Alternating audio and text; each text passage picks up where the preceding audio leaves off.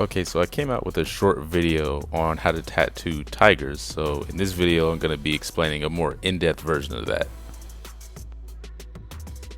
Okay, starting the tattoo off, my client already had an existing tattoo. We're working on the inner side of his forearm. So what I'll be doing is shading the background a little bit to fill the gap so it doesn't look too blank, and also make that fur on the bottom right side of the tiger's face look white. Next, you're going to be seeing me here move to the darker points of the tiger's nose and mouth. I'll generally do the darker parts first, though if you prefer, you can do the mid-tone areas such as the tongue and the fur on the chin. And especially if you would prefer to not work around the swelling that is caused when you fully saturate the skin to create that black tone in the darker parts of the mouth. So these next couple seconds here are just me applying what I stated earlier. You'll see me cleaning up the edges of the teeth and applying mid-tone, and I say mid depending on the pigment of the client's skin. I'll generally use a 20 to 50% wash to create that proper tone. I want the teeth to look white, so I'll barely lightly shade the edges of them just to give it some shape. And then depending on the lighting as well, if it's coming from the top heavily, I'll give it some nice shading at the top of the teeth so the bottom part looks wider.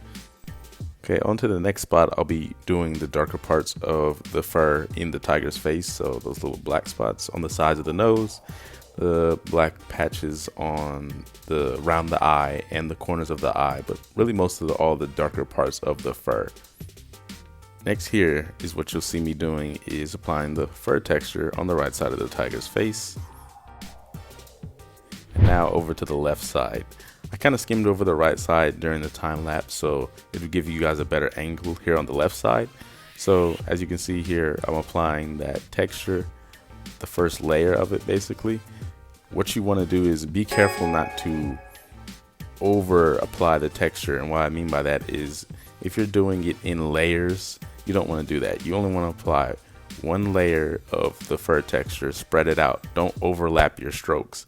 Otherwise, you're going to end up losing a lot of the detail that will otherwise be seen once you go over these tones in the second layer, as you can see me here doing with the mag. Another important thing to note is to pay attention to the direction of the fur, as that will help you illustrate better structure, and overall is going to make your tiger look a lot more realistic.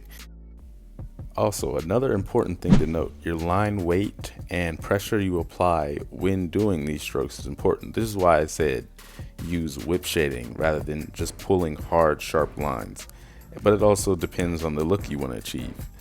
I've done a lot of fur texture, and I've noticed that generally you're going to want to keep things lighter, as it's going to heal better and look more natural.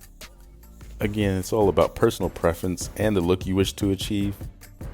Now I personally prefer the softer look, as the human eye perceives fur to be very blurry, and it becomes blurry is because we cannot capture that fine detail of every single hair unless you're extremely close up. So far away, when things get blurry or soft looking, it's because it's a lack of detail or definition that the eye can perceive.